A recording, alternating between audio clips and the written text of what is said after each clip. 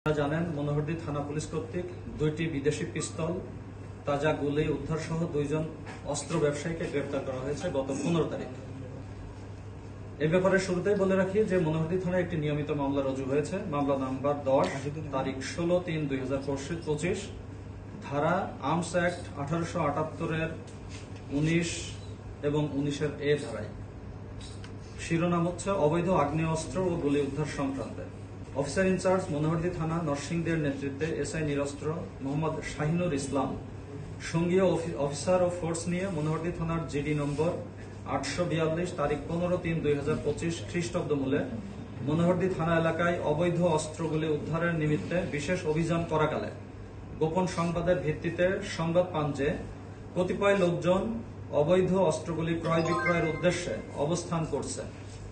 উক্ত তথ্যের ভিত্তিতে 15/3/2025 তারিখ রাত 7:45 ঘটিকায় মনোহরদী থানাধীন 10 নং 1 দুয়ারিয়া ইউনিয়নের চঙ্গ ভান্ডা শাকিনস্থ মুরগি বাজারের পূর্ব পার্শ্ব হতে 2 জন অস্ত্র ব্যবসায়ীকে হাতে নাতে ধৃত করা হয়।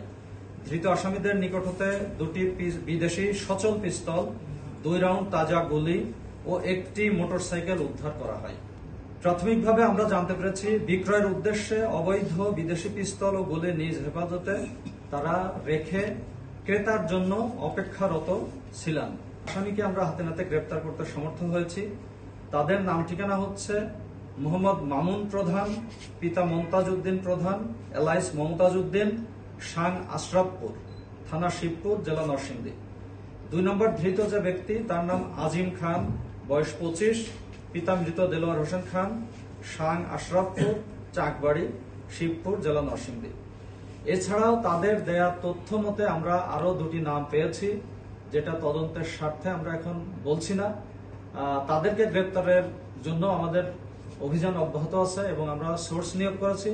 ইনশাআল্লাহ আমরা অতি সত্বর তাদেরকে আমরা পাবো বলে আশা করি। তাদেরকে আমরা কোর্টে প্রেরণ করব এবং রিমান্ডের জন্য আবেদন করব ইনশাআল্লাহ। রিমান্ডে আমরা যদি পাই তাহলে তাদেরকে আমরা এই ঘটনার পিছনে আরো কেউ জড়িত ছিল কিনা, অন্য কেউ অর্থলগ্নিকারী আছে কিনা, অথবা কাদের কাছে তারা বিক্রি করতে চাচ্ছিল, অথবা এই অস্ত্রটা কি উদ্দেশ্যে ব্যবহৃত হয় বা হতো, অথবা তারা কোত্থেকে এই সোর্সিং গুলো আমরা তাদের কাছ থেকে বের করার চেষ্টা করবো ইনশাআল্লাহ। এবং আপনারা জানেন শিল্পোন্নত এলাকা হওয়ায় নরসিংদীতে বেশ কিছুদিন ধরে আমরা লক্ষ্য করছি যে এখানে অস্ত্রের যে ব্যবহার সেটি কিন্তু কিছুটা হলেও বৃদ্ধি পেয়েছে। আগে যেখানে টেটা যুদ্ধ হতো, এখন সেখানে কিন্তু আমরা আগ্নেয়াস্ত্রের ব্যবহার লক্ষ্য করছি, যেটা আমাদের জন্য অ্যালার্মিং। অস্ত্র, অবৈধ অস্ত্র তো অবৈধ অস্ত্র, অবৈধ অস্ত্র কখনো বৈধ কাজে ব্যবহার হবে না, এটাই স্বাভাবিক।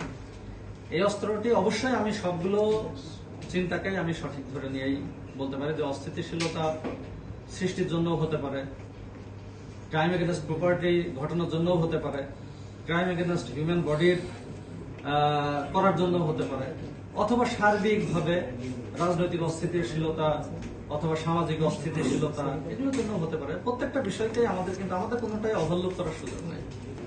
2 জনের নামে কিন্তু মামলা আছে। যে 2 জন গ্রেপ্তার হয়েছেন তাদের 2 জনের বিরুদ্ধে মামলা আছে। একজন যে আজিম খান, তার বিরুদ্ধে হত্যা মামলা আছে, একটা রায়োটিং মামলা যেখানে একটি হত্যাকাণ্ড সংঘটিত হয়েছিল, এবং মারামারির মামলাও আছে, তার নামে 2টি মামলা আছে। আর মামুন প্রধান যিনি, তার নামেও 2টি মামলা আছে। একটি আছে মাদক দ্রব্য নিয়ন্ত্রণ আইনে, আর একটি আছে আইন শৃঙ্খলা বিঘ্নকারী দ্রুত বিচার ট্রাইব্যুনালের যে মামলা, দ্রুত বিচার আইনে একটি মামলা আছে। তা আমাদের সহজেই অনুমেয় যে এরা আসলে খুব ভালো ক্যারেক্টারের আমরা বলতে পারি না, এদের সাথে অপরাধ করার প্রবণতা পূর্ব থেকেই আছে।